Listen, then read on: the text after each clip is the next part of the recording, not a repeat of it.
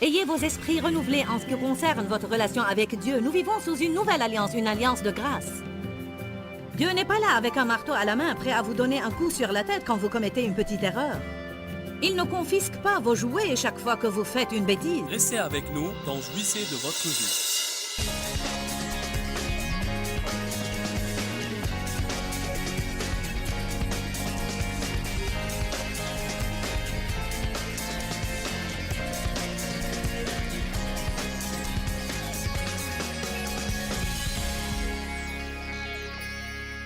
Mon enseignement ce soir est intitulé « Il rafraîchit et restaure mon âme ». J'aimerais lire le 23e psaume. « Le Seigneur est mon berger, pour me nourrir, me guider et me protéger. Je ne manquerai de rien. Je ne serai pas dans le besoin. Il me fait reposer dans de verts pâturages, et il me dirige près des eaux paisibles. Il rafraîchit et restaure ma vie, mon âme. Il me conduit par les bons sentiers, et il me mène sur le droit chemin, non car je l'ai mérité, mais pour l'honneur de son nom. Même si je marche dans la vallée de l'ombre de la mort, je ne crains aucun mal parce que tu es toujours avec moi. Ton bâton, ta houlette, me protège et ton appui me guide. Devant moi, tu dresses et apprêtes une table face à mes adversaires. Tu parfumes d'huile ma tête, ma coupe est enivrante. Sûrement, le bonheur et la grâce m'accompagneront tous les jours de ma vie, et j'habiterai dans la maison de l'Éternel, en sa présence, à jamais. Je suis tellement reconnaissante, car non seulement il restaure des choses dans ma vie, mais il me donne aussi régulièrement des temps de rafraîchissement. Plusieurs d'entre vous sont venus ce week-end et vous avez besoin de restauration. Mais d'autres ont déjà expérimenté la restauration avec Dieu. Vous avez marché avec Dieu assez longtemps. Et il y a eu de merveilleux et d'impressionnants changements dans votre vie. Et cela ne signifie pas que vous n'avez pas besoin de changer davantage. Mais vous êtes venus et ce dont vous aviez besoin était un rafraîchissement. Dieu ne fait pas tout simplement un travail dans notre vie et puis il ne fait jamais plus rien. Mais il continue à faire des travaux dans notre vie. Et quoi que vous fassiez dans la vie, quelle que soit votre occupation, même si vous faisiez ce que je fais, il y aura toujours des temps où vous vous sentirez là et fatigué. Et quoi que vous fassiez, il y aura des temps où vous en aurez assez de faire toujours la même chose. Vous pensez que vous voulez être le patron, mais quand vous le devenez, peut-être que personne ne vous donnera plus des ordres, mais vous aurez toujours beaucoup de responsabilités. Et quand vous avez beaucoup d'employés sous vos ordres, vous vous lasserez parfois d'essayer de les garder tous dans la bonne direction. Alors je vous dis, quel que soit votre métier, il y a un temps où vous allez vous en lasser. Alors ne regardez pas le métier de quelqu'un d'autre ou son occupation en pensant si seulement j'avais son métier. Nous avons tous besoin de temps de rafraîchissement. Dans Actes chapitre 23, je crois, il est écrit qu'il y a des temps de rafraîchissement dans la présence du Seigneur. Je crois que les gens sont rafraîchis dans cet endroit ce soir, mais ce verset dit « Il rafraîchit et restaure mon âme ». Je veux vous dire quelque chose. L'âme d'un croyant est extrêmement importante. À la nouvelle naissance, Dieu fait un travail dans notre esprit. Si quelqu'un est en Christ, il est une nouvelle créature. Les choses anciennes sont passées, voici, toutes choses sont devenues nouvelles. Ça ne veut pas dire que vos circonstances changent et que si vous êtes chauve, vous aurez des cheveux sur la tête. Même si un travail a été fait dans votre esprit, en fait, un travail parfait a été fait dans votre esprit quand Jésus vient habiter en nous et vous êtes le temple de l'Esprit Saint. Vous êtes la maison de Dieu. Si vous êtes né de nouveau, il vit en vous. Pensée impressionnante. Il doit vous purifier l'esprit et le rendre saint avant qu'il ne puisse y habiter, car là où l'esprit se trouve est un endroit saint.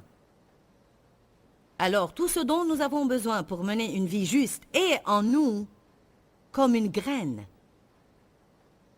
Sachez qu'un des noms par lesquels on réfère à Jésus est la graine avec un G majuscule. Il est la graine et en fait la Bible amplifiée va même jusqu'à dire la semence de Dieu Tout-Puissant. Alors vous avez une graine de tout ce que Dieu est en vous.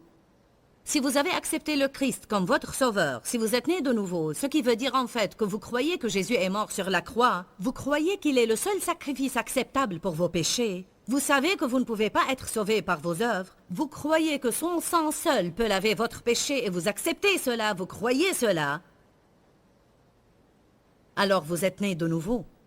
Cela ne veut pas dire que vous n'allez pas commettre des erreurs, ni que vous n'aurez pas de mauvaises pensées, ni que vous n'allez pas avoir des emportements. Cela ne veut pas dire que vous êtes totalement soumis à Dieu. Mais cela veut dire qu'il y a une graine en vous. Et si vous laissez cette graine grandir dans votre vie, vous pourrez en arriver au point où vous pensez selon l'esprit du Christ. Vous réagissez de la même manière que lui. Vous marchez dans l'amour, vous marchez dans le fruit de l'esprit. Vous êtes soumis à la volonté de Dieu. Cela ne veut pas dire que vous ne vous débattrez jamais à cet égard, mais que vous allez en fin de compte gagner la bataille. Progressivement, ceci se passe dans notre vie, de gloire en gloire, petit à petit. Nous sommes transformés totalement en son image. Alors la vie chrétienne est un voyage. Le christianisme doit être vécu et doit être mis en pratique dans notre vie quotidienne.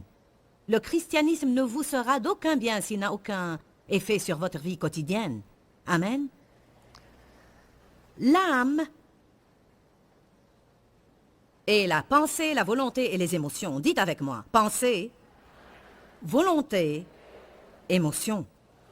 Ma pensée révèle mes idées, ma volonté me dit ce que je veux et mes émotions me disent comment je sens. Aucune de celles-ci n'a nécessairement quelque chose à voir avec Dieu. Vous savez bien que vous pouvez être né de nouveau et avoir Jésus vivant à l'intérieur de vous et continuer à vivre selon la chair et être complètement charnel, ce qui veut dire que vous vivez conformément à ce que vous pensez, voulez et sentez. Né de nouveau, mais vivant conformément à votre volonté, vos pensées et vos désirs. Vivant selon les émotions. Et quand nous vivons selon les émotions, si les circonstances sont encourageantes, nous sommes encouragés. Si elles sont décourageantes, nous sommes découragés. S'il y a quelque chose que le monde a besoin de voir aujourd'hui, c'est la stabilité. On a besoin de voir des personnes stables qui restent toujours en paix quand les circonstances ne sont pas bonnes. On a besoin de voir des exemples vivants. Des gens qui disent « Je pratique ma foi et je ne me suffis pas d'un autocollant ». Je ne vais pas simplement à l'église le dimanche matin, mais je mets en pratique ma foi. Alors, je suis vraiment contente d'avoir cette promesse dans le psaume 23, « Il restaure mon âme », parce que cela veut dire qu'il va redresser, rajuster, réformer mon âme. Une des premières choses qui doit arriver à un croyant est d'avoir les pensées renouvelées, et c'est un travail continu qui durera tous les jours de notre vie jusqu'à ce que Jésus revienne nous prendre.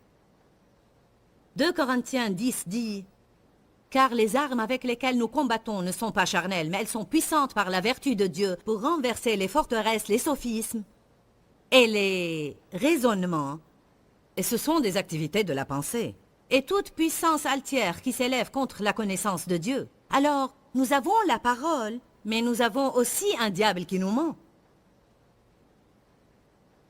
Il y a quelqu'un qui s'appelle le Dieu de ce siècle, le Dieu du système de ce siècle. Satan, le diable, Lucifer. Il est un archange déchu qui avait l'opportunité de servir Dieu puissamment, mais il s'est rebellé et il est tombé. Il attaque les pensées des gens, car s'il réussit à nous faire penser d'une manière erronée, il réussira à nous faire vivre de même. Proverbe chapitre 23, verset 7 dit « L'homme est comme les pensées de son âme ». Il faut que l'esprit soit renouvelé. La lettre aux Romains chapitre 12, verset 2 dit que Dieu a un bon plan pour nos vies. Dites tous, Dieu a un bon plan pour ma vie. Croyez cela, sinon ce plan ne se réalisera jamais dans votre vie. Croyez que quoi qu'il se passe maintenant et quoi qu'il se soit passé, Dieu a un bon plan pour votre vie. Vous n'avez pas à convaincre Dieu d'être bon avec vous. Il veut déjà être bon avec vous. Satan a un mauvais plan, mais Dieu a un bon plan pour votre vie. Mais il est écrit dans Romains que, bien que Dieu ait un bon plan pour votre vie, il faut que vos pensées soient complètement renouvelées. complètement renouvelé, sinon vous n'expérimenterez jamais ce bon plan. Ces forteresses mentales, ces manières erronées de penser, doivent être renversées dans nos vies. Pensez correctement concernant votre personne, concernant votre relation avec Dieu. Pensez correctement concernant les autres personnes. Vous devez apprendre à penser correctement à vos circonstances. Ce sont 4 domaines dans lesquels nous devons apprendre à penser correctement. Ayez des pensées justes sur votre personne. Pensez à vous-même conformément à la parole de Dieu et non à ce que les gens vous disent ou à ce que le diable vous dit. Car le diable vous dira que vous êtes stupide, vous êtes laid, vous êtes imbécile, vous n'avez aucun don, vous n'avez aucun talent, vous êtes nul, personne ne vous aime. Mais vous ne trouverez pas ça dans la parole de Dieu. Alors il faut que nos forteresses mentales négatives et erronées soient renversées et nous devons être en accord avec Dieu et en désaccord avec Satan. Pensez correctement à votre relation avec Dieu. Beaucoup de gens ont une façon de penser légaliste. Ils ne sont que les pharisiens des temps modernes. Ils ne font que vivre en essayant toujours de suivre des réglementations légalistes. Si l'Église n'a pas déjà suffisamment de lois, ils inventeront les leurs. Et la loi vole votre joie. Quand vous vivez sous la loi, celle-ci volera votre joie. Et vous pouvez faire une loi de n'importe quoi. Pour moi, avoir une maison propre était une loi. Et vous ne pouviez pas vivre heureux dans ma maison car la loi était « nous avons à la garder propre ». Dieu est pour la propreté et on doit prendre soin de ce que nous avons, mais on ne doit pas tellement exagérer que les gens ne pourront même pas vivre dedans. Je disais à mes enfants de faire sortir leurs jouets, puis de les ranger tout de suite. Allez jouer, rangez cette pagaille. Allez jouer. Mettez le tout en ordre. J'avais littéralement fait une loi de ça. Pourquoi? Car je tirais ma valeur et mon importance de l'apparence qu'avait ma maison quand mes amis y entraient. Allez maintenant. La loi nous rend extrémistes. En fait, la loi transforme tout en un esclavage légaliste et rituel. La prière peut devenir une loi. Combien nous prions chaque jour devient une loi. Lire la Bible peut devenir une loi. Combien nous lisons la Bible chaque jour devient une loi. La loi n'est jamais question de qualité, mais elle est question de quantité. La loi ne vous dit pas que si vous méditez sur un seul verset et vous recevez une révélation, ce serait suffisant. Elle dit que vous devez lire X nombre de chapitres, sinon Dieu ne sera pas heureux. Alors nous lisons, et nous lisons à toute vitesse, car nous nous sentons fiers si nous avons la quantité. Et Dieu nous dit, avez-vous appris quelque chose? Allez maintenant. Ayez vos esprits renouvelés en ce qui concerne votre relation avec Dieu. Nous vivons sous une nouvelle alliance, une alliance de grâce. Dieu n'est pas là avec un marteau à la main, prêt à vous donner un coup sur la tête quand vous commettez une petite erreur. Il ne confisque pas vos jouets chaque fois que vous faites une bêtise. Si nous vivons exprès d'une manière rebelle, si nous avons la connaissance et nous refusons de faire ce que Dieu nous dit de faire, oui, il y aura un châtiment pour ça. Et oui, cela affectera les bénédictions dans notre vie, car Dieu ne va pas nous bénir si nous vivons selon la chair, parce que nous n'apprendrons jamais à vivre selon l'esprit. Je commets moi-même des erreurs. Nous commettons tous des erreurs. Dieu me bénit et j'ai appris que ma justice ne provient pas de l'application des lois, mais elle provient du sang de Christ. Il faut que vous ayez les pensées renouvelées concernant votre personne et votre relation avec Dieu. Il faut que vous ayez les pensées renouvelées concernant le domaine des circonstances. Si quelqu'un pense que ces circonstances vont toujours être de sorte à le garder heureux, alors il a certainement tort et il va être déçu. Amen. Nous devons apprendre que nous pouvons trouver Dieu dans toutes circonstances et que si d'une manière ou d'une autre nous lui faisons confiance, il fera de sorte que toutes les choses concourront à notre bien. Et comme ça, nous ne nous débattrons pas avec toutes nos circonstances, mais nous pouvons faire de notre mieux et nous pouvons prier et puis faire confiance à Dieu concernant les choses desquelles nous n'arrivons pas à nous débarrasser car elles concourront à notre bien. Et nous avons besoin d'avoir nos pensées renouvelées concernant les gens. Les gens.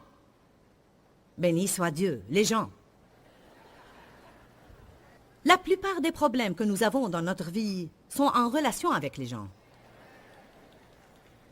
S'entendre avec les gens est un défi. Vous savez pourquoi? Car ils sont tous différents.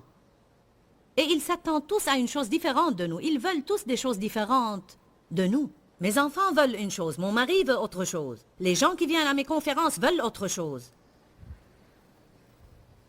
Si vous avez un patron, il veut autre chose. Tout le monde veut des choses différentes. Ma mère et mon père veulent une chose, ma tante autre chose, mes amis veulent autre chose. Si vous ne faites pas attention, vous pouvez sentir comme si vous étiez écartelé par toutes ces choses que les gens veulent. Alors nous devons apprendre à aimer les gens et leur être une bénédiction, mais ne pas leur permettre de nous dominer et nous manipuler et ne pas laisser leurs demandes voler notre joie. Écoutez ce que je vais dire. Nous devons avoir nos pensées renouvelées, à tel point que nous croyons le meilleur à propos des gens, et nous ne soyons pas vexés à chaque fois que quelqu'un dit la moindre chose qui ne sonne pas bien chez nous. Amen. Il n'y a rien de plus mauvais que de vivre offensé tout le temps, toujours énervé de quelqu'un, susceptible, susceptible, susceptible, susceptible. C'est une partie de la restauration que Dieu veut faire dans notre âme. Ce sont des domaines importants et concrets. Vous ne pouvez pas jouir de votre vie si vos pensées ne sont pas renouvelées. Vous devez apprendre à penser différemment de votre personne.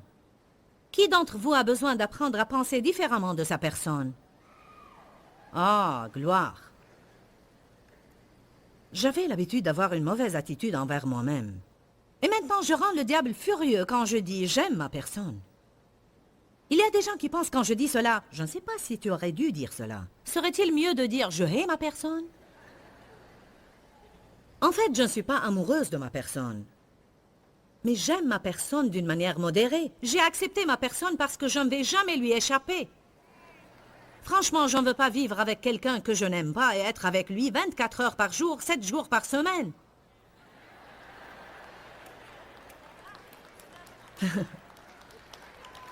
C'est ça. Je suis ce que je suis. J'essaye de changer aussi rapidement que possible. Et vous n'êtes pas parfait non plus.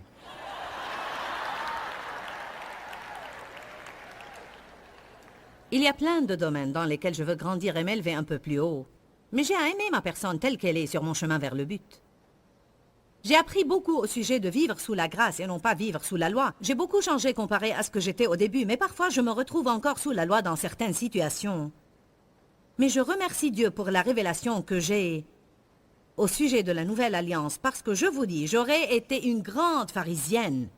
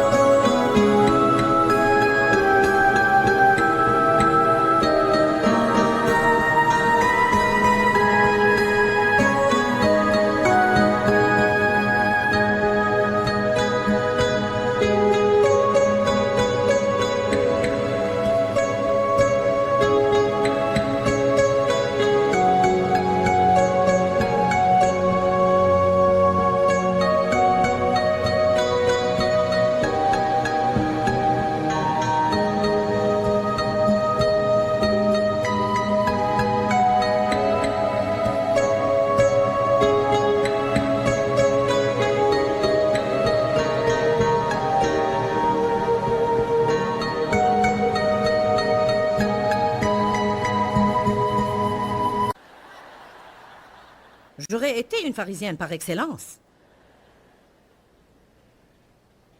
J'ai appris beaucoup sur comment gérer mes circonstances, comment penser et regarder mes circonstances d'une manière différente.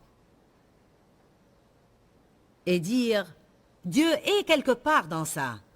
Je ne sais pas pourquoi je suis dans cet embouteillage alors que je veux être là-bas et je suis déjà en retard. Mais quelque part, Dieu est dans ça. Allez maintenant. Et puis cela commence à rendre la vie plus facile.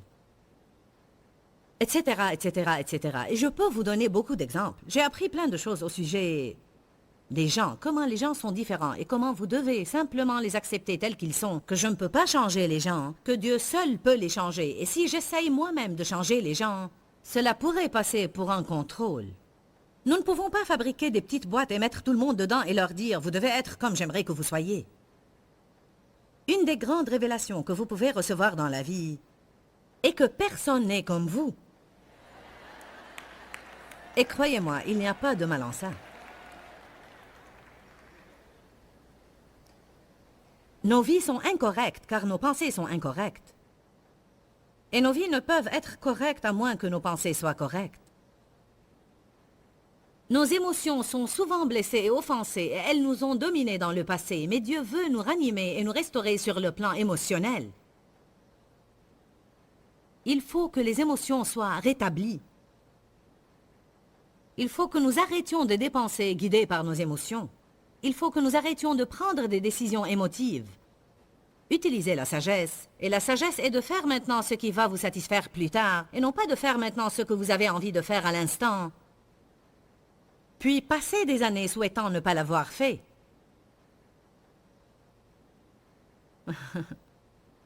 Les émotions sont en fait notre premier plus grand ennemi. Elles font tomber les gens dans plus de problèmes que n'importe quoi d'autre, parce qu'il y a de petites décisions que nous prenons chaque jour, mais il y a de grandes décisions que nous prenons, et nous ne devons pas les prendre guidées par nos émotions. L'émotion a des hauts et des bas. Par exemple, j'ai appris que si j'avais une somme d'argent et je n'avais pas l'intention de la dépenser, mais je l'ai mise de côté pour faire quelque chose avec, si je vais au centre commercial et je vois quelque chose,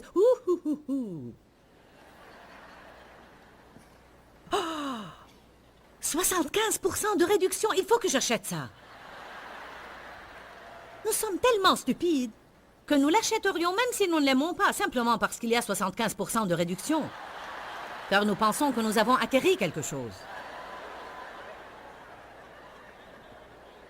Les gens pourraient avoir de différentes faiblesses. Pour une femme, ça pourrait être des vêtements et des bijoux, et pour un homme, ça pourrait être des voitures et des motos. Mais nous avons tous un domaine donné dans lequel on a une faiblesse. Mais nous devons être attentifs pour ne pas devenir émotifs et acheter des choses impulsivement dont nous n'aimerions pas payer la facture le reste de notre vie. J'ai appris que je pouvais être tout excitée au sujet de quelque chose. Oh. Ah oui, je dois l'avoir, oui, je dois l'avoir, je dois l'avoir. Oh oui, ça vaut la peine, ça vaut la peine. Mais je vais vous donner une sagesse qui vient de l'Esprit Saint. Éloignez-vous de cette chose pour 10 minutes. Promenez-vous dans le centre commercial. Vous serez surpris tout à coup. C'est comme... Je ne sais pas si je veux ça ou non. Vous ne pouvez pas laisser vos émotions vous dominer. Sinon, vous allez vivre dans le regret toute votre vie. Vous allez vivre dans le regret toute votre vie. Allez au psaume 94, verset 12.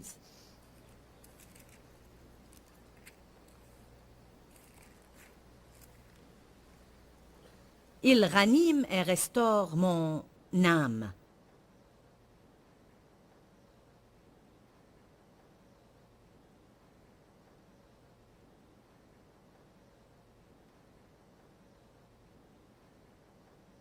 Béni, heureux, chanceux et joyeux, l'homme que tu corriges, Seigneur, que tu enseignes par ta loi.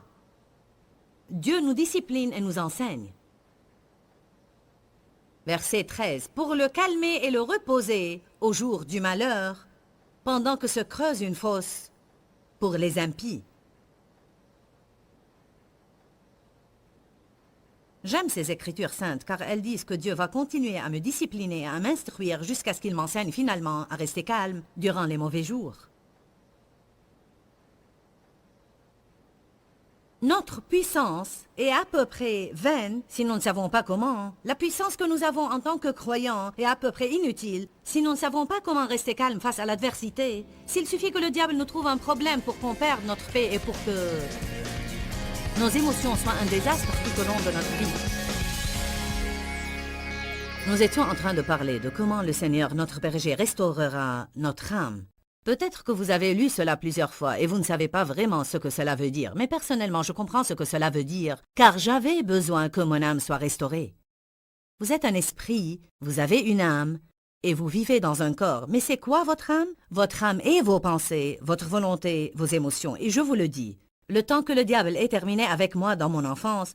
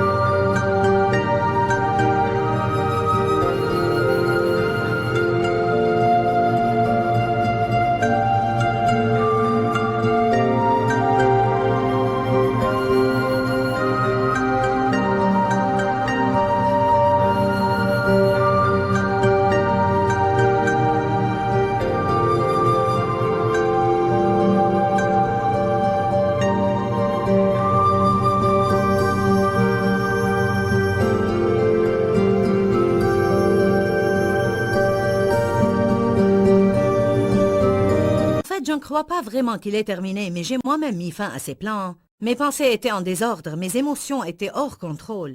J'étais têtue et rebelle et je ne savais certainement pas comment soumettre ma volonté à Dieu.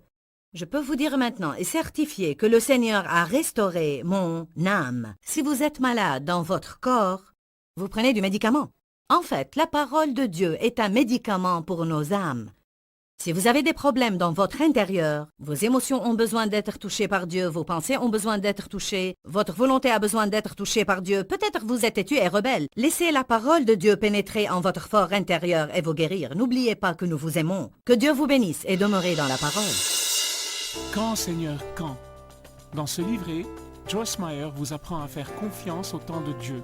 Pour obtenir ce livret gratuitement, écrivez-nous à Joyce Meyer, boîte postale 40095-6300 Larnaca, Chypre.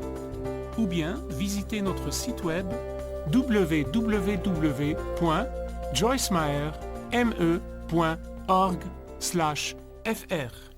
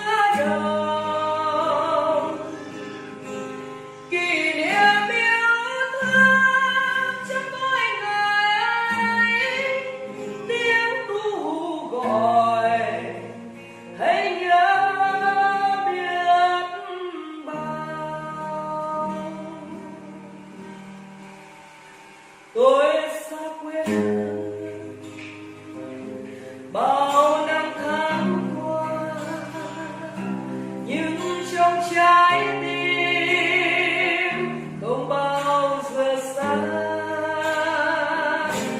lời mẹ ru con hiu hiu chưa hè mùa lụt nước